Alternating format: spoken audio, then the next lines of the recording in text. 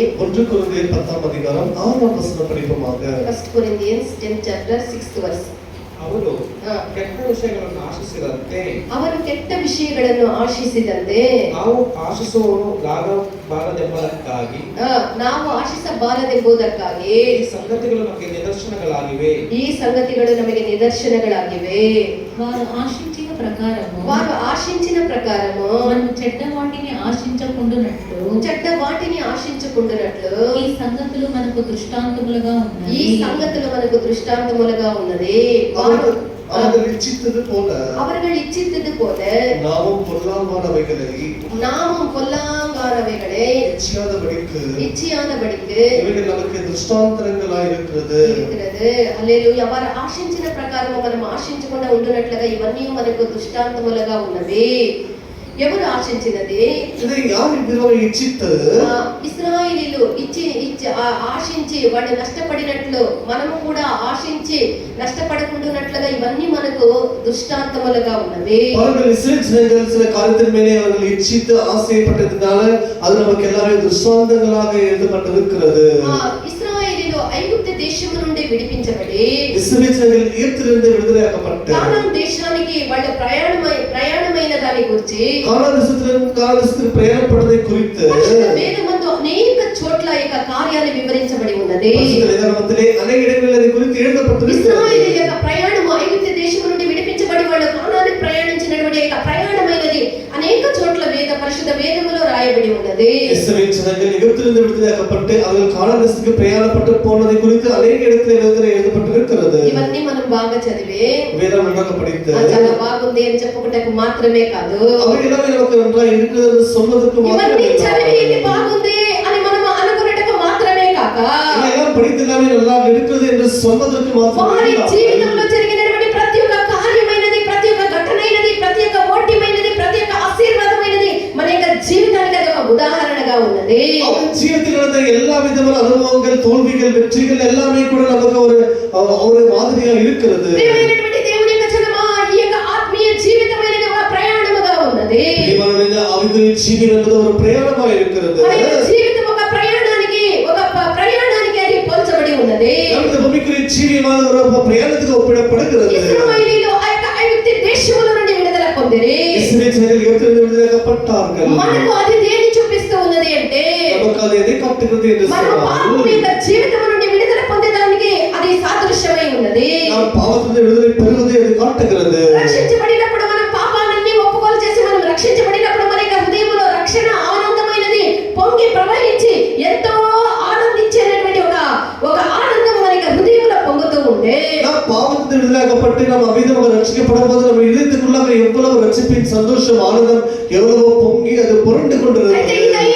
కొంతకాలమైన తర్వాత కొంచెం பிறகு మనలో ఉండేటువంటి యొక్క పాపం యొక్క స్వభావాలు, పాపం యొక్క ఇచ్చలు మనల్ని తరుముకుంటూ ఉన్నది. மீண்டும் அவர்களுக்கு அந்த பாவத்தின் இச்சைகள் இருந்த பாவத்தின் இச்சைகள் மீண்டும் நம்மை தொடர ஆரம்பித்தது.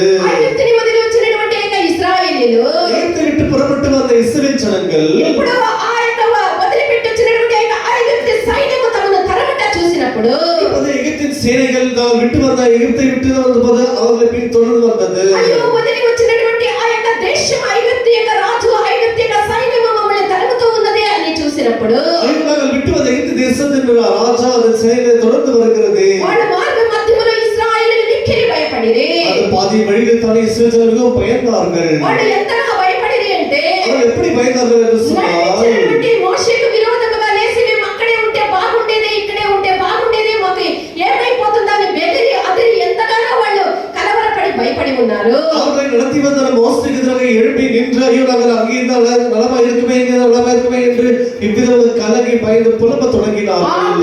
ఆఖరికి వాళ్ళు తరిమి వచ్చినటువంటి వాళ్ళందరూ శవములుగా పడినప్పుడు వీళ్ళ యొక్క భయమైనది వీళ్ళు వదిలిపోయే. அவர்கள் பின்தொடர்ந்து வந்தவர்களை பார்க்குவதெல்லாம் செத்து மாண்டு போனார்கள். அப்பொழுது அவருடைய பயம் நீங்கினது. అప్పుడే వీళ్ళ యొక్క హృదయంలో సమాధానము కలిగే. அப்பொழுது இஸ்ரவேல் ஜனங்கள் மத்தியிலே மிக சமாதானம் உண்டானது. 14వ అధ్యాయం 10వ వాక్యాన్ని చదవండి. யாத்திராகமம் 14ஆம் அதிகாரம் 10ஆம் வசனம் படியுங்கள். ಪರಲೋಕವನ್ನು ಸಮೀಪಿಸುತ್ತಿರುವಾಗ ಎಕ್ಸಡಸ್ ಚಾಪ್ಟರ್ 14 verse 10. ಪರಲೋಕವನ್ನು ಸಮೀಪಿಸುತ್ತಿರುವಾಗ ನಿರ್ಗಮಕಾಂಡ ವಿಮೋಚನೆ ಕಾಂಡ 14ನೇ ಅಧ್ಯಾಯ 10ನೇ ವಾಕ್ಯ.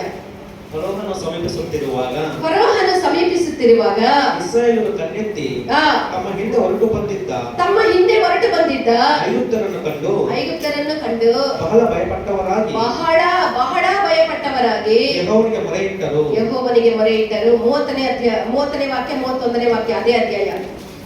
ಆ ದಿನದಲ್ಲಿ ಆ. ಯೆಹೋವನು ಇಸ್ರಾಯೇಲರನ್ನು ಆ. ಐಗುಪ್ತರ ಕೈಗೆ ತಪ್ಪಿಸಿದನು. ಅವರನ್ನು ಐಗುಪ್ತರ ಕೈಗೆ ಇಸ್ರಾಯೇಲಿಯರನ್ನು ತಪ್ಪಿಸಿದನು.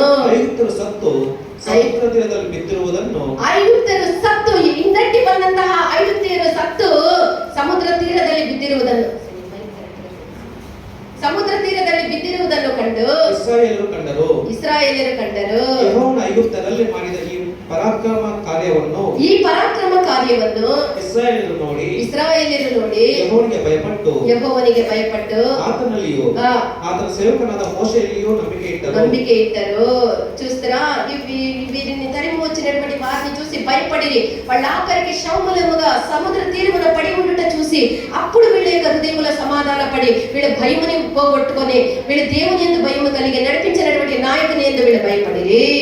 அவருடைய பின் தொடர்ந்து வந்ததான பார்வோன் அவருடைய சிறையில் எல்லாமே கடற்கரையிலே செத்து கிடந்ததை பார்த்தபோது அப்பொழுது இஸ்ரவேல் ஜனங்களுக்கு அவர்களுக்கு ஒரு தைரியம் உண்டாகி பிறகு அவர்களுக்கு நடத்தி வந்த மோசேக்கும் ஜனங்களுக்கும் எல்லாமே அவங்க விசுவாசமா இருந்திருக்கிறார்கள். మనం ఎంత రక్షించబడి మన పాపాలని మనం ఒప్పుకోలు చేసి వదిలిపెట్టినా కూడా நாம் எவ்வளவுதான் ரட்சிக்கப்பட்டு நம்முடைய பாவத்தை விட்டு விட்டாலும் கூட ఆ పాపం యొక్క స్వభావాలు మనల్ని వెంటాడుతూనే ఉంటుంది.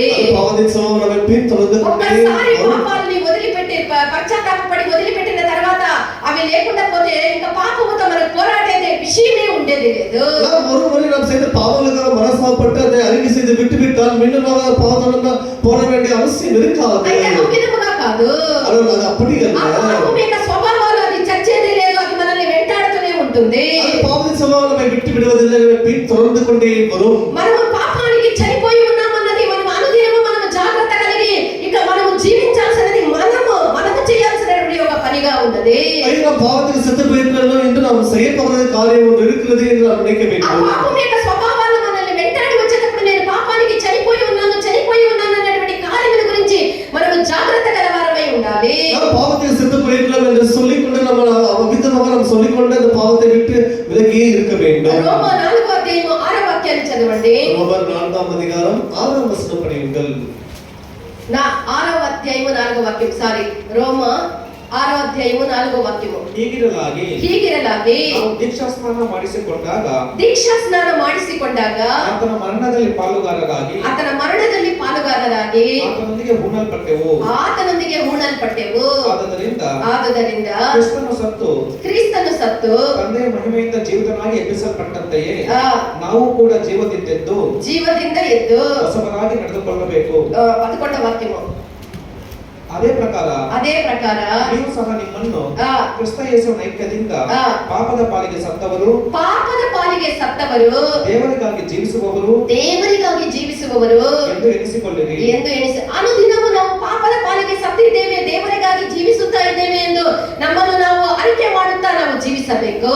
விதமாக ஒவ்வொரு நாளும் கூட நாம் பாவத்துக்கு மரித்திருக்கிறோம், கர்த்தர் இயேசு கிறிஸ்துவாக உயிர் தெழுந்திருக்கிறோம் என்று அதை அறிக்கை பண்ணிக்கொண்டே இருக்க வேண்டும். చనిపోయి ఉన్నాను, క్రీస్తు కొరకు నేను జీవిస్తూ ఉన్నాను అన్నదే మన యొక్క ఒప్పుకోలై ఉండాలి. நாங்கள் பாவத்துக்கு மரித்திருக்கிறோம், கிறிஸ்துவாக பிழைத்திருக்கிறோம் என்று நம்முடைய அறிக்கை பண்ணிக்கொண்டே இருக்க வேண்டும். అనుదినము మనం ఇలాంటి ఒక ఒప్పుకోలు మనం చేస్తూనే ఉండాలి. ஒவ்வொரு நாளும் நம்ம அறிக்கை பண்ணிக்கொண்டே మనం జీవిస్తూ ఉంటే మన జీవితం సుఖముగా ఉంటుందా? ఈ విధంగా அறிக்கை பண்ணிக்கொண்டே இருந்தால் நம்முடைய ஜீவியம் சுகமா இருக்குமா? ఈ విధంగా మనం ఒప్పుకోలు చేసినంత మాత్రాన మన జీవితం తేలికగా పోతుందని మనం అనుకోకూడదు. அறிக்கை செய்த நிமித்தமாக நம்முடைய ஜீவியம் அபிதமாக சுகமாய் போகும் என்று நினைக்க கூடாது. మన జీవితము చాలా పోరాటముతో నిండి ఉన్నది. நம்முடைய ஜீவியம் மிகவும் போராட்டத்தோடு கூடிய ஜீவியமாக இருக்கிறது. ఉండేది ఒక ఎడారిలో విశ్వాస జీవితమైనది ఎడారి జీవితానికి పోల్చబడి ఉన్నది. మనం ఉండేది ఎడారిలో ఉన్నాము. ஏனென்றால் இந்த விசுவாச ஜீவியம் அது வனாந்தர ஜீவிதத்துக்கு ஒப்பிடப்படுகிறது. நாம் வனாந்தரத்தில் இருக்கிறோம். అయితే మనకు ఒక ప్రశ్న రావచ్చు. நமக்கு ஒரு கேள்வி எழும்பலாம். దేశంలోనే మనం ఉంటే ఎంత బాగుండేది. எகிப்தில் இருந்தால் எவ்வளவு நலமாய் అక్కడే ఏదో వెట్టి చాకరీలు చేసుకొని తింటూ తాగుతూ మనం మన కాలాన్ని గడపొచ్చు కదా. அங்கே இருந்து கொண்டு நாம் சொல்லுகிற வேலையை செய்து கொண்டு இருந்தால் நமக்கு நலமாய் இருக்கும் அல்லவா? ఎందుకు దేవుడు పాలు తేనెలు ప్రవహించినటువంటి దేశానికి తీసుకొని వస్తానని చెప్పిరే. எனக்கு தேவனானவர் பாலும் தேனும் ஓடுகிற காலத்துக்கு கொண்டு போய் சேர்த்து என்று అయితే சொன்னார். తీసుకొని వచ్చినది ఇక ఎడారికే. ஆனால் கொண்டு வந்திருப்பதோ இந்த வனாந்தரத்திலே అయితే இல்லையா? మాకు పాలు తేనెలు ప్రవహించే దేశము లేదా? அப்படின்னா எங்களுக்கு பாலம் தேனம் ஓடுற தேசம் இல்லையா? అలాగని మనం ఆలోచిస్తూ ఉంటాము. அப்படி நாம் நினைக்கிறோம். హోషేయ 2వ అధ్యాయం 14వ వాక్యాన్ని చదవండి. ஓசியா 2వ அதிகாரம் 14వ వచనం పడి ఉండాలి. ఇది యెహోవాకు, ఇది యెహోవా వాక్కు, పిమ్మట దానిని ఆకర్షించి అరణ్యంలోనికి కొనిపోయి అక్కడ దానితో ప్రేమగా మాట్లాడుదను. హల్లెలూయా. ಆಗ ನಾನು ಆ. ಅವಳನ್ನು ಒಲಿಸಿ ಆ. ಅಡವಿಗೆ ಕರ್ಕೊಂಡು ಹೋಗಿ ಅವಳೊಂದಿಗೆ ಆ. ಹೃದಯಾಂಗಮವಾಗಿ ಹೃದಯಾಂಗಮವಾಗಿ ಮಾತನಾಡುವೆನು. நான் அவளுக்கு லைன் காட்டி ಆ. அவளை வனாந்திரத்தில் அழைத்து கொண்டு போய் அவளை வனாந்திரத்தில் அழைத்து கொண்டு போய் அவளுடைய பட்சமாய் பேசி அவளுடைய பட்சமாய் பேசி హల్లెలూయా హల్లెలూయా దేవుడు ఆమెను ప్రేమించుటకు ఎక్కడికి తీసుకొని పోతూ ఉన్నాడు? దేవుడు அவளை நேசிப்பதற்கு எங்கே கொண்டு போகிறார்? ఎడారికి తీసుకొని పోతూ ఉన్నాడు. వనాంతరத்துக்கு கொண்டு అయితే ఈ போகிறார். ఎడారిని గురించి ఐగుప్తు దేశంలో ఉన్నప్పుడే దేవుడు ఏమీ చెప్పలేదు. அந்த வனாந்தரத்தை குறித்து எகிப்தில் இருக்கும்போது அவளுக்கு தேவன் எதுவும் சொல்லவில்லை. ఒకవేళ చెప్పుంటే ஒருவேளை சொல்லி మేము బయలుదేరి వచ్చేదానికి ఎవరికి కూడా ఇష్టం ఉండుండేది కాదేమో. அப்படி யாருக்குமே மறந்திருந்திருக்காது. దేవుడు ఆమెని ఎడారికి తీసుకొని వచ్చిన తర్వాతనే తన ప్రజల్ని ఎడారికి తీసుకొని వచ్చిన తర్వాతనే ఎడారిలోనే దేవుడు వాళ్ళని ప్రేమించేది. தேவன் ஜனங்களை வளர்த்து கொண்டு வந்த பிறகுதான் அவளை நேசித்தார். అది దేవుడు వాళ్ళతో చెప్పనే లేదు. தேவன் அதை அவர்களோடு சொல்லவில்லை. ఎందుకనగా అది ఒక సమస్య కాదు. அது ஒரு பிரச்சனையே கிடையாது. ఎందుకు సమస్య కాదు అనగా எனக்கு பிரச்சனை இல்லைன்னு ఆయన சொன்னார். ఎడారిలో దేవుడు వాళ్ళతో కూడా నడవనై ఉన్నాడు, వాళ్ళతో కూడా పోనై ఉన్నాడు, వాళ్ళతో నడిపించనై ఉన్నాడు. కాబట్టి ఎడారి ఒక సమస్యగా దేవునికి కనపడలేదు. ஏனென்றால் வனத்திலே தேவன் அவர் கூட இருக்க போகிறார், அவரோடு நடக்க போகிறார், அவரோடு தங்க போகிறார், விவிதமாக நடத்த போகிறார். அதுக்கு அவருக்கு பிரச்சனையே கிடையாது.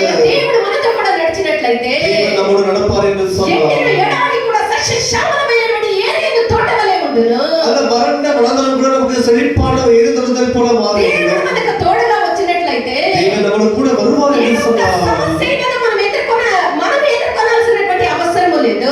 எந்த பிரச்சனை நாம் எதிர்கொள்ள வேண்டிய அவசியமே இருக்காது. అన్నిటినీ దేవుడే చూచుకొనును. எல்லாவற்றையும் அவர் பார்த்துக் నిర్గమకాండము கொள்வார். 13వ అధ్యాయం 21, 22 వాక్యాలు చదవండి. யாத்திரையாகமம் 13వ அதிகாரம் 20, 21 வசனங்கள் 21, 22, 21 and 22. ಯೆಹೋವನ ಹಗಲು ಹೊತ್ತಿನಲ್ಲಿ ಆ ದಾರಿ ತೋರಿಸುವುದಕ್ಕೆ ಹಗಲು ಹೊತ್ತಿನಲ್ಲಿ ದಾರಿ ತೋರಿಸುವುದಕ್ಕೆ ಮೇಘಸ್ತಂಭದಲ್ಲಿಯೂ ರಾತ್ರಿ ವೇಳೆಯಲ್ಲಿ ಬೆಳಕು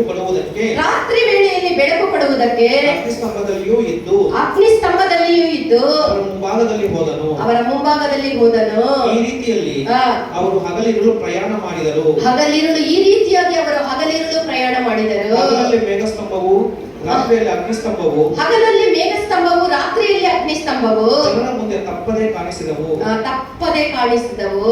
ಎಷ್ಟು ಒಳ್ಳೆ ದೇವರು ನಮ್ಮ ದೇವರು. ಅರಣ್ಯದಲ್ಲಿ ನಮಗೆ ಬೆಳಕನ್ನು ಕೊಡುವವರು ಯಾರು, ನಮಗೆ ನೆರಳನ್ನು ಕೊಡುವವರು ಯಾರು, ನಮ್ಮನ್ನು ದಾರಿ ನಡೆಸುವವರು ಯಾರು, ನಮ್ಮನ್ನು ಹಾದಿ ತಪ್ಪದಂತೆ ದಿಶೆ ತಪ್ಪದಂತೆ ನಮ್ಮನ್ನು ಕಾಪಾಡುವವರು, ಅರಣ್ಯದಲ್ಲಿ ನಮಗೆ ಬೇಕಾದ ಎಲ್ಲವನ್ನು ಕೊಡುವವರು ಯಾರು ಎಂದು ಐಗುಪ್ತ ದೇಶದಲ್ಲಿ ಇದ್ದಾಗಲೇ ಯೋಚಿಸಿದರೆ ಖಂಡಿತವಾಗಿಯೂ ಅರಣ್ಯಕ್ಕೆ ಬರುವುದಕ್ಕೆ ಅವರು ಒಪ್ಪುತ್ತಾ ಇರಲಿಲ್ಲ. வனாந்தரத்துக்கு போனால் எங்கள் வனாந்தரத்தில் எங்களை நடத்துகிறவர்கள் யார், எங்களுக்கு நிழல் கொடுப்பவர்கள் யார், ஆகாரம் கொடுப்பது யார், தண்ணீர் கொடுப்பது யார், எங்களை நடத்துவது யார் என்று அப்படி அவர்களுக்கு சொல்லி இருந்தால் அவர்கள் வந்திருக்க மாட்டார்கள். దేవుడు తానే వాళ్ళతో వచ్చి కాబట్టి దేవుడు తానే కూడా வந்தார்கள். ஆனபடியால் పగల్లో దేవుడు మేఘస్తంభముగా ఉండే, పగలిலே దేవుడు அவர்களுக்கு மேகஸ்தம்பமாய் இருந்தார். నీడ ఏ ఒక ఆదరణ ఏ ఒక నీడ ఒక మంచిని ఒక లేనటువంటి ఒక స్థలమే ఎడారి. వనాంతరం என்று சொல்லும்போது எந்த ஒரு நன்மையும் ஒரு நல்ல ஒரு நிழலும் கூட எதுவுமே இருக்காது. ఆ యొక్క ఎడారి భూమిలో దేవుడు మేఘస్తంభముగా ఉండిరి అంటే వాళ్ళకి నీడగా ఉండిరి. அது ஒரு காய்ந்த மணல் பிரதேசத்திலே தேவனாளருக்கு ஒரு மேகஸ்தம்பமாக இருந்து நிழலாய் குளிர்ச்சியா இருந்திருக்கிறார். దేవుడు వాళ్ళకి వెలుగునిచ్చేదానికి అగ్ని స్తంభముగా ఉండి వాళ్ళని నడిపించిరి. இரவிலே அவர்களுக்கு வெளிச்சத்தை கொடுக்கும்படிக்கு தேவன் அக்கினி ஸ்தம்பமாக దేవుడు ఒక రోజైనా తప్పకుండా పగల్లో మేఘస్తంభముగా రాత్రిలో అగ్ని స్తంభముగా ఉండి ఆయన ప్రజల్ని దేవుడు నడిపించిరి. தேவனானவர் எவ்வளவு நல்ல தேவன் என்று சொன்னால் ஒரு நாள் தவறாத எல்லா நாட்களிலும் தேவன் பகலிலே அவர்களுக்கு மேகஸ்தம்பமாகவும் இரவிலே அக்கினி ஸ்தம்பமாகவும் இருந்தார். ఏ కొట్లు ఉంటుంది, ఏ కొట్లున్న ఎక్కడ పోయి ఏది వాళ్ళు తీసుకోగలరు, వాళ్ళ యొక్క అనుదిన ఆహారం కొరకు వాళ్ళు ఏ విధముగా వాళ్ళు చేయాలి అనగా దేవుడు వాళ్ళతో కూడా ఉండిరి. కాబట్టి ఆకాశపు యొక్క వాకిళ్లను తెరిచి ఆకాశపు యొక్క ఆహారమైనటువంటి ఆ యొక్క మన్నా అనేటువంటి ధాన్యాన్ని తన ప్రజల కొరకు దేవుడు కుమరించిరి. వనాంతరத்திலே எங்க கடை இருக்கும், எந்த தானிய கிடங்குகள் இருக்கும், எதுவுமே இருக்காது. ஆனால் தேவனான அவளுக்கு உணவை இருந்து அவர்கள் வானத்தின் பலனை திறந்து மன்னாவை பொருள் செய்தார். వాళ్ళకి ఏర్పాటు చేసినటువంటి ఆహార ధాన్యమైనది ఇది సాధారణమైనటువంటి ఒక ధాన్యము కాదు. அந்த ஜனங்களுக்கு தேவன் கொடுத்த ஆகாரம் ஒரு சாதாரணமான ஆகாரம் கிடையாது. అది ఎండిన ఎడారిలో పరలోకం యొక్క ఆహారము మన శరీరమునకు బలము, మన శరీరమునకు ఆరోగ్యముని పుష్టియు, మన శరీరమునకు మంచి ఆరోగ్యం కలిగించేటటువంటి ఆ యొక్క ధాన్యమైనటువంటి ఆ యొక్క ఆహారమై ఉండే. அது காய்ந்த வறண்ட அந்த வனாந்தரத்திலே தேவன் கொடுத்த ஆகாரம் அவர்களுக்கு மிகவும் புஷ்டி கொடுக்கிற ஒரு ஆகாரத்தை கொடுத்தார் தேவன். ఆహారము లేకపోయినను దేవుని యొక్క నోటి నుండి వచ్చినటువంటి ఒక్కొక్క వార్త వల్ల మనిషిని బ్రతికించేటటువంటి శక్తి దేవునికి ఉన్నది. பாருங்கள், ஆகாரம் இல்லாமல் போனாலும் கூட கர்த்தருடைய வாயில் ஒரு புறப்படுகிற ஒவ்வொரு வார்த்தை மூலமா கூட மனுஷன் பிழைக்க முடியும். ద్వితీయోపదేశ కాండం 8వ అధ్యాయం 3వ వాక్యం చదవండి. உபாகமம் 8వ అధికారం 3వ వచనం పడి. ద్వితీయోపదేశమే చాప్టర్ 8 verse 3. ಮನುಷ್ಯರು ಆಹಾರ ಮಾತ್ರದಿಂದಲ್ಲ, ಮನುಷ್ಯರು ಆಹಾರದಿಂದ ಮಾತ್ರವಲ್ಲ, ಯೆಹೋವನ ಬಾಯಿಂದ ಹೊರಡುವ ಪ್ರತಿಯೊಂದು ಮಾತಿನಿಂದಲೂ ಬದುಕುತ್ತಾರೆಂಬುದು ನಿಮಗೆ ತಿಳಿಯುವಂತೆ ಆತನು ನಿಮ್ಮನ್ನು ಕಷ್ಟಕ್ಕೆ ಒಳಪಡಿಸಿ ಹಸಿವಿನಿಂದ ಬಳಲಿಸಿ ನಿಮಗೂ ನಿಮ್ಮ ಪೂರ್ವಿಕರಿಗೂ ಗೊತ್ತಿಲ್ಲದ ಮನ್ನವನ್ನು ಕೊಟ್ಟು ಪೋಷಿಸಿದನು. హల్లెలూయా. ఆహారం వల్లనే కాక దేవుని యొక్క నోటి నుండి బయలుదేరి ప్రతి ఒక్క మాట నుండి మన ఆత్మల్ని ప్రతిరోజు పోషించుటకు మన యొక్క దేవుడు ఎంత మాత్రము కూడా మనల్ని ఆయన మరవనటువంటి దేవుడై ఉన్నాడు. அப்பத்தினால் மாத்திரம் இல்லாமல் தேவன் கர்த்தருடைய வாயிலிருந்து புறப்படும் ஒவ்வொரு வார்த்தையினாலும் மனுஷன் பிழைப்பான் என்பதற்காக தேவன் அமிதமாக அவரை நடத்தி வந்தார். ఎడారిలో ఆ యొక్క ఎండిన ప్రదేశములో ప్రతి దినము దేవుడు ఇంతగా ఒక పరలోక ఆహారమునిచ్చి పోషించిన దాన్ని మరవవచ్చా? பாருங்கள், அந்த வறண்ட பூமியிலே இதுவில்லாத பூமியிலே தேவன் அந்த பணவை கொடுத்து போஷித்தார். அதை மறக்க முடியுமா? அதை அலட்சியம் செய்யவச்சா? அதை அலட்சியம் பண்ண முடியுமா? అలక్ష్యము చేయను రాదు. அது என்றைக்குமே அதை மறக்கவும் கூடாது, அலட்சியம் பண்ணவும் ప్రియమైనటువంటి దేవుని యొక్క జనమా, మనము ఎడారి విశ్వాస జీవితం అనేటువంటి ఈ లోకమున ఎడారిలో మనం ఉన్నాము. இந்த விசுவாசம் ஜீவம் என்ற இந்த வளர்ந்த இந்த பூமியில் நாம் வாழ்ந்து கொண்டிருக்கிறோம். இந்த కార్యాన్ని మనము ఎల్లప్పుడూ మనం జ్ఞాపకం ఉంచుకోవాలి. இந்த காரியத்தை எப்போதும் நினைவில் கொள்ள வேண்டும். నీకు కావాల్సినటువంటి పోషణకు కావాల్సినటువంటి మన్నాను నీవు వేకువనే లేచి నువ్వు సమకూర్చుకోవాలి. ஒரு நாளுக்கு தேவையான எல்லா மனவையும் நீ அதிகாலமே எழுந்து அதை சேர்த்து கொள்ள வேண்டும். ఈ దినమంతా నన్ను పోషించి నన్ను ఆశీర్వదించి నాకు ఏ మేలు కొరత లేకుండా నడిపించమని వేకువనే లేచి ఆ యొక్క మన్నాని మనం సమకూర్చుకోవాలి. அதிகாலமே எழுந்து கர்த்தருக்கு ஜெபம் பண்ணி கர்த்தரே நாளுக்கு தேவையான எல்லா காரியத்தையும் நடக்கும் பொறுப்பெடுத்து என்று கர்த்தருக்கு நம்ம ஜெபம் பண்ண అలా வேண்டும். లేకపోతే ఆకలితో ఎడారిలో ఆకలితో దాహముతో నువ్వు సొమ్మసిల్లిపోదువు. அப்படி இல்லை என்று சொன்னால் இந்த வனாந்தரத்திலே நீ பசிக்கு தாகத்துக்கு நீ சோர்ந்து போவாய். మనము పసిపిల్లల వలె నిర్మలమైనటువంటి వాక్యం అనేటువంటి పాలన మనం అపేక్షించాలని వేదం సెలవిస్తూ ఉన్నది. ஆகிய நம்ம குழந்தைகளைப் போல அந்த ஞானமில்லாத கலங்கமில்லாத பரிசுத்தமுள்ள தேவனுடைய வார்த்தையை நாம் கேட்க வேண்டும் என்று அந்த வசனம். దినము వాక్యాన్ని మనం భుజించాలి. நாம் நாள்தோறும் கர்த்தருடைய வசனத்தை 1 పేతురు 2వ అధ్యాయం 3వ వాక్యాన్ని చదవండి. 1 பேதுரு 2వ அதிகாரம் 3వ వచనం படியுங்கள். సమస్తమైన కపటమును వేషధారణను అసూయను సమస్త దూషణ మాటలను మాని కొత్తగా జన్మించిన శిశువులను పోలిన వారై నిర్మలమైన వాక్యమును పాల వలన రక్షణ విషయంలో ఎదుగు నిమిత్తము ఆ పాలన అపేక్షించుడి. ఆ పాలన మనం అపేక్షించాలి. సమస్తమైన కపటము, ద్వేషము, క్రోధము, తంత్రములు, కొంతమంది వాళ్ళు సమాధానముగా ఉండేకి వదిలిపెట్టేది. சமாதானமா இருக்கிறதில்ல, சமாதானமா இருக்கிறவர்களை கூட சமாதானமா வாழ విడరదిల్ల. సమస్తమైన ద్వేషము, క్రోధము, నోండిని ఏదాలి సమాధానముగా ఉందామంటే ఏదైనా ఒక గలాట చేసి, ఏదైనా ఒక మనసు కష్టం చేసి, ఏదైనా ఒక సమస్య చేయకపోతే సమాధానమే వాళ్ళకు ఉండేది. సమాధానంగా ఉండేవాళ్ళని సమాధానంగా వదిలిపెట్టేదానికే వీళ్ళకి సమాధానం ఉండేది. మనం అలాంటి వాళ్ళముగా ఉండకూడదు.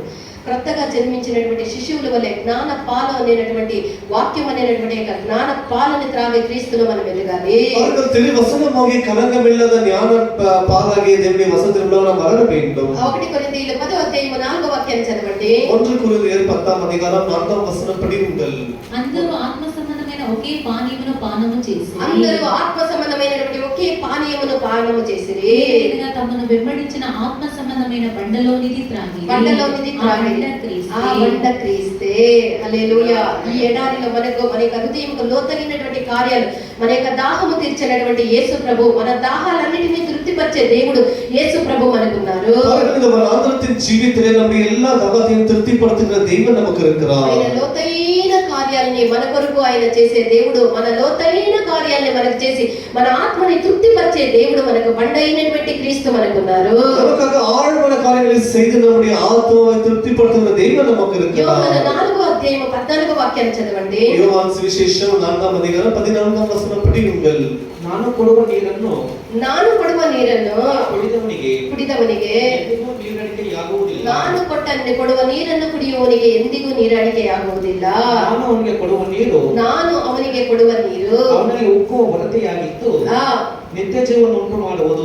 నేనిచ్చు నీళ్లు త్రాగి ప్రతివాడు దాహము కొనడని యేసు ప్రభు చెప్పింది. వివిధంగా நான் கொடுக்கிற தண்ணீரை குடிப்பவனுக்கு ஒரு காலம் தாகம் அடைய மாட்டான் என்று இயேசு சொல்லியிருக்கிறார். ఆయనలో మన యొక్క దాహాలన్నీ, మన కార్యాలన్నీ తీర్చబడి మనం తృప్తి చెందేదానికి మన యొక్క బండైన క్రీస్తు మనకున్నారు. நம்முடைய தாகம் எல்லாம் திருப்தியாகப்பட்டு தீர்க்கப்பட்டு நம்முடைய கர்த்தருக்குள்ளாக நாம் அவிதமாக கிறிஸ்துக்குள்ளாக இருக்க வேண்டும். కీర్తనల 36వ కీర్తన 7-8 వాక్యాలను చదవండి. సంగీతం 36వ అధికారం 7-8 వచనాలను படிப்போமாக. దేవరే నిన్న ప్రీతి ఎಷ್ಟో అమూల్యవాదದ್ದು. దేవరే, నేను చెప్పేదానికి ముందే వాక్యం తీస్తారంటే నాకే ఆశ్చర్యముగా ఉంది. హల్లెలూయా. ఇంకా ఎక్కడుంది కీర్తనలో అని వెతుక్కొనే ఉండాలి. నా నోట్ల ఆ స్వరము ఇంకా ముగింపే కాలే. అట్లా ఉండాల బైబిల్ చదవాలంటే. అందరూ ప్రతిరోజు బైబిల్ మీద దాహం కలిగి బైబిల్ని చదివితే నిశ్చయముగా పొక్కిషము, నిధులు ఎక్కడుంది అంటే బైబిల్లో ఉంది. నిధులు నీ ఆత్మకి, నీ శరీరమునికి, నీ ప్రాణమునికి, ఇహమునకు, పరమునకు కావలసిన సమస్తము కూడా వేదములో ఉంది. దాన్ని మనం త్రవ్వి తీసుకోవాలి. హల్లెలూయా. మనం సోంబేరులుగా ఉండి బైబిల్ నింపేదానికి మనకి సోంబేరితనము, దాన్ని చదివేదానికి సోంబేరితనము. దాన్ని చదివినా కూడా ఎక్కడో మనసు పెట్టి, ఎక్కడో ధ్యానాలు పెట్టి, ఎక్కడో చదివితే ఏం అర్థమవుతుంది? ఒకరి చేతికి ఒక వజ్రాలు ఉండేటటువంటి, వరదలు వచ్చి అందరూ పట్టుకొని పోయేటప్పుడు ఒక దరిద్రునికి ఒక వజ్రాలు ఉండేటటువంటి ఆ యొక్క మూట దొరికిందంట. ఆ మూటను తెచ్చి అక్కడ పారేసిందంట. ఇదేమో మూట. దాన్ని కనిపెట్టినోడు తీసుకొని వెళ్ళిపోయా. ఇంటికి వచ్చినా కూడా, దేవుడు ఇచ్చినా కూడా దాన్ని అదే ఉపయోగించుకునేదానికి తెలియకపోతే ఎట్లా? మనకు దేవుడు ఇన్ని ఆశీర్వాదములు మనకి ఇచ్చినా కూడా ఆశీర్వాదములన్నీ దేవుని యొక్క వేదములో ఉంది. అది మనం తీసుకోవాలి, దాన్ని బాగా అనుదినము చదవాలి. నాకు ఈ విధంగా బైబిల్ చదివేవాళ్ళు, దేవుని కార్యాల్లో ఉండేవాళ్ళు నాకు చాలా ఇష్టం. బాగా బైబిల్ చదవండి. పిల్లల్ని ప్రతిరోజు బైబిల్ చదవండి. ದೇವರೇ, ನಿನ್ನ ಪ್ರೀತಿ ಎಷ್ಟೋ ಅಮೂಲ್ಯವಾದದ್ದು. ನಿನ್ನ ಪ್ರೀತಿಯು ಎಷ್ಟೋ ಅಮೂಲ್ಯವಾದದ್ದು. ಮಾನವರು ನಿನ್ನ ರೆಕ್ಕೆಗಳ ಮರೆಯನ್ನು ಆಶ್ರಯಿಸಿಕೊಳ್ಳುತ್ತಾರೆ. ಮಾನವರು ನಿನ್ನ ರೆಕ್ಕೆಗಳ ಮರೆಯನ್ನು ಆಶ್ರಯಿಸಿಕೊಳ್ಳುತ್ತಾರೆ. ತಮಿಳ್. தேவனே, தேவனே, உம்முடைய கிருபை எவ்வளவு அருமையானது. உம்முடைய கிருபை எவ்வளவு அருமையானது. அதனால் மனுபுத்திரர் உமது செட்டைகளின் நிழலை வந்தடைகிறார்கள். உம்முடைய ஆலயத்தில் உள்ள சம்பூர்ணத்தினால் திருப்தி அடைவார்கள். உமது பேரின்ப நதியினால் அவர்கள் தாகத்தை தீர்க்கிறீர். பேரின்ப నదిயினாலே அவர்களுடைய దాహத்தை తీర్க்கிறீர். దేవా, నీ కృప ఎంతో అమూల్యమైనది. దేవా, నీ కృప ఎంతో అమూల్యమైనది. నరులు నీ రెక్కల నీడను ఆశ్రయించుచున్నారు. నరులు నీ రెక్కల నీడను ఆశ్రయించుచు ఉన్నారు. నీ మందిరం యొక్క సమృద్ధి వలన వారు సంతృప్తి నొందుచున్నారు. మందిరం యొక్క సమృద్ధి వలన వారు సంతృప్తి నొందుతూ ఉన్నారు. నీ ఆనంద ప్రవాహంలోనిది నీవు వారికి త్రాగించుచున్నావు. ఆనంద ప్రవాహములోనిది వారికి త్రాగనిచ్చెదవు. హల్లెలూయా. ఎంత మంచి దేవుడు మన యొక్క దేవుడు చూడండి. ఈ లోక విషయాల కొరకు దాహం కలిగి ఉండవద్దు. ఈ లోక కార్యాలన్నీ నువ్వు పొందుటకు ప్రయాసపడవద్దు. ఈ లోక కార్యాలన్నీ పొందుకునేదానికి నీ సమయమునంతా వ్యర్థము వృధా చేసుకొని వాటి వెంట నువ్వు పరిగెత్తవద్దు. నిజముగా నీ యొక్క దాహాన్ని తీర్చలేవు. ఒక రోజు ఆ వాటికి కూడా రెక్కలు వచ్చి నేను వదిలి అవి వెళ్ళిపోతుంది. యేసు ప్రభు మాత్రమే, దేవుడు మాత్రమే మన యొక్క సమస్త దాహాన్ని తీర్చి మనల్ని తృప్తిపరచడానికి ఆయనకి మాత్రమే సాధ్యము. ఇశ్రాయేలీయులకి ఎడారిలో ఒక ఓఎస్ఎస్ లాంటి ఒకటి వాళ్ళకి కనుండే. ఇశ్రాయేలీయులకి వాళ్ళందరికీ ఒక தேவையான ஒரு காரியம் இருந்தது. 27వ అధ్యాయం చదవండి. యాత్రియాగమం 15వ అధికారం 17వ ఎడారిలో పడి 12 నీటి బుగ్గలు 70 ఈత చెట్లు కలిగినటువంటి ఒక ఓఎస్ఎస్ అక్కడ దొరికే. அவங்களுக்கு அவிதமாக ஓஎஸ்எஸ் என்ற ஒரு காரியம் அங்கே கிடைத்திருக்கிறது. ಚದವಣೆ ವಾಕ್ಯ ತರುವಾಯ ಅವರು ಆ. ಏಲಿಮಿಗೆ ಬಂದರು. ಏಲೇಮಿಗೆ ಬಂದರು. ಅಲ್ಲಿ 12 ನೀರಿನ ಒರತೆಗಳು, 12 ನೀರಿನ ಒರತೆಗಳು, 70 ಖರ್ಜೂರದ ಮರಗಳು 70 ಖರ್ಜೂರದ మరಗಳು ఇద్దవు. తర్వాత వారు ఏలిమునకు వచ్చిరి. ఏలేమినకు వచ్చిరి. 12 నీటి బుగ్గలను, 12 నీటి బుగ్గలను, 70 ఈత చెట్లను ఉండే. 70 ఈత చెట్లు ఉండే. వారు అక్కడనే ఆ నీళ్ల యొద్ద దిగిరి. ఆ నీళ్ల వద్ద వాళ్ళు దిగిరి.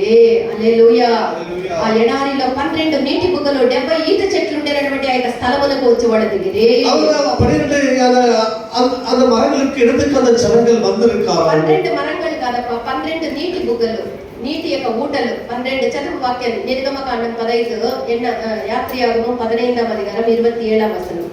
தமிழ்ல படி. அவர்கள் ஏலிமுக்கு வந்தார்கள். ஏலேமிக்கு வந்தார்கள். அங்கே 12 நீரூற்றுகளும் 12 நீரூற்றுகளும் 70 பேரீச்ச மரங்களும் பேரீச்ச பழம் மரங்கள் 70 அங்கே இருந்தது. హల్లెలూయా. వాళ్ళందరూ అక్కడ దిగిరి.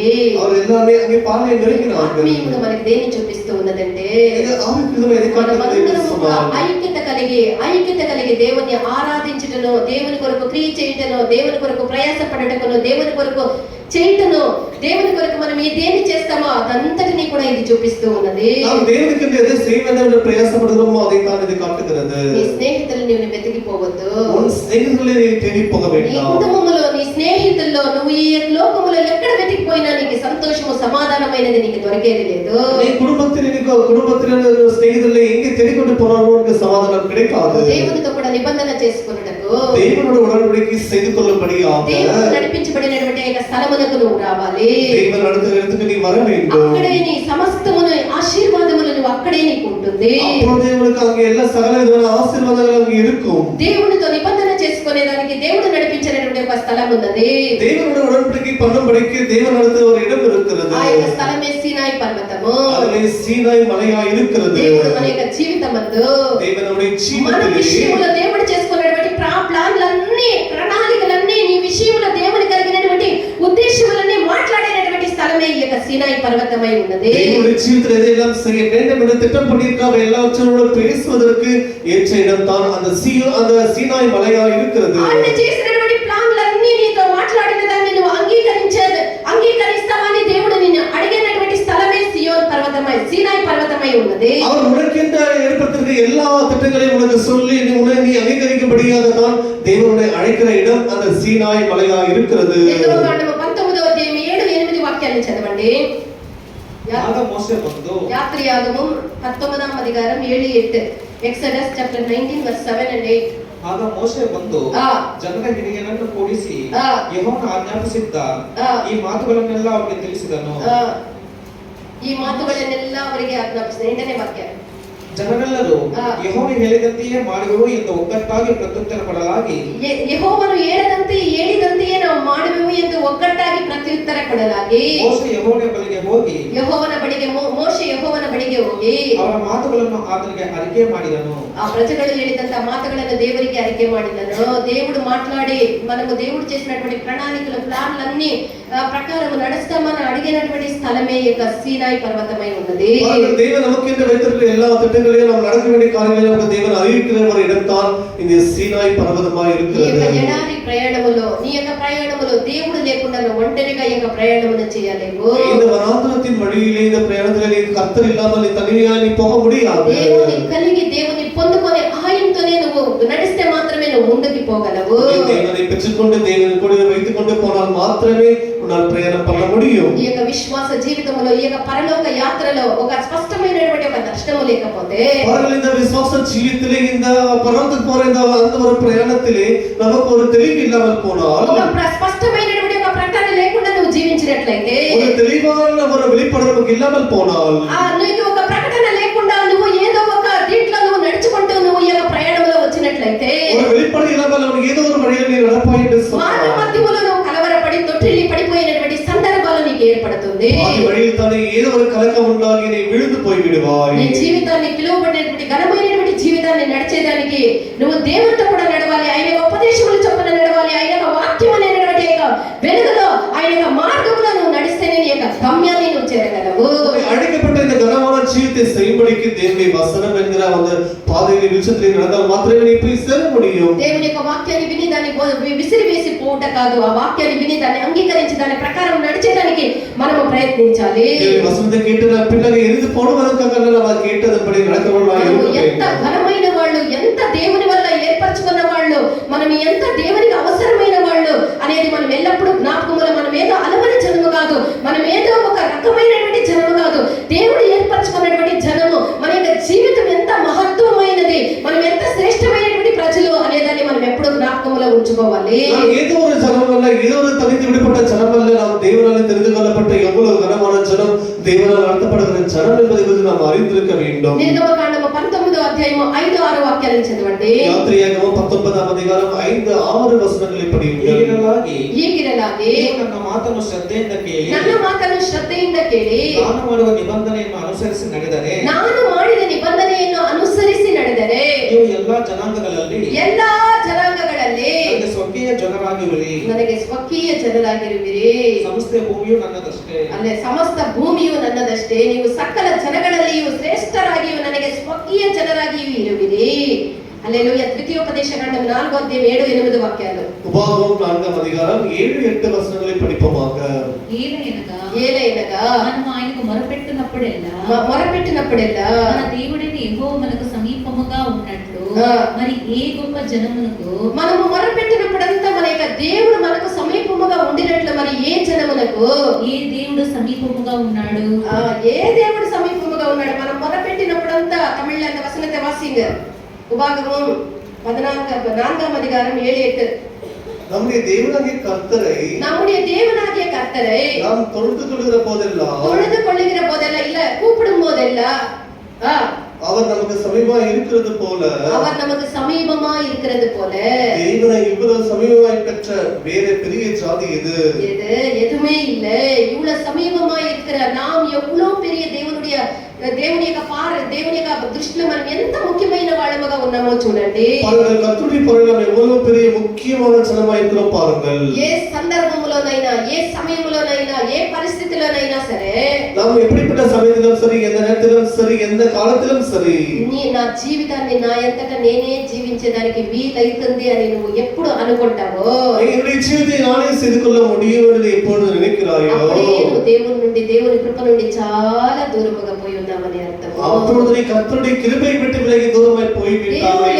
నా జీవితాన్ని నేనే చేయగలను, నేను చూసుకోగలను, నేనే పోగలను, నేను సాధించగలను, నేను చేయగలనని నువ్వు ఎప్పుడు అనుకునేదానికి నీ హృదయంలో ప్రారంభిస్తావో అప్పుడే దేవుని కృప నుండి నువ్వు దూరమై దేవుని నుండి నువ్వు చాలా దూరముగా పోయి ఉన్నావని అర్థము. எப்பொழுது நீ கர்த்தர் இல்லாமல், தேவன் இல்லாமல் எதையும் செய்ய முடியும், என்னால் நடக்க முடியும், நானே செய்து கொள்வேன், நினைக்கிறேன், நானே பார்த்துக் கொள்வேன், நீ எப்பொழுது சொல்லுகிறாயோ, நினைக்கிறாயோ, அப்போது நீ கர்த்தருடைய கிருபை விட்டு நீ விலகி தூரமாய் போயிருக்கிறாய் என்று அர்த்தம். ప్రయాణమందు ప్రయాణத்திலே ఒక పట్టణాన్ని శోధించుటకు దేవుడు నీకు అవకాశాన్ని కూడా ఇస్తూ ఉన్నాడు. நம்முடைய பட்டணங்களை சோதிக்கும்படிக்கு கர்த்தர் நமக்கு ஒரு அவகாசத்தை கொடுக்கிறார். ప్రయాణములో నువ్వు వెళ్ళి చేరవలసినటువంటి నీ గమ్యమైనటువంటి పరలోక పట్టణాన్ని శోధించేదానికి అవకాశాన్ని కూడా నీ యొక్క దేవుడు నీకు ఇస్తూ ఉన్నాడు. போய் சேர்வதற்கான அந்த பட்டணமாகிய அந்த பட்டணத்தை குறித்து சோதிக்கும்படிக்கு தேவனுக்கு அவகாசம் கொடுக்கிறார். 48వ కీర్తన 12-13 వాక్యాలను చదవండి. 48వ సంగీతం 12-13 వచనங்களை படியுங்கள்.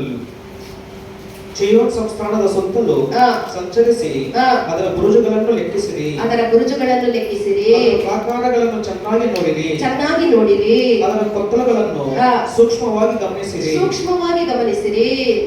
హల్లెలూయా. దాని బురుజులను లెక్కించుడి, దాని ప్రాకారాలను నిదానించి చూడుడి, దాని నగరంలో సంచరించి వాటిని చూడుడి. దాని అన్ని సౌకర్యాలు చూసి ఆనందించి మనము చూడాలి.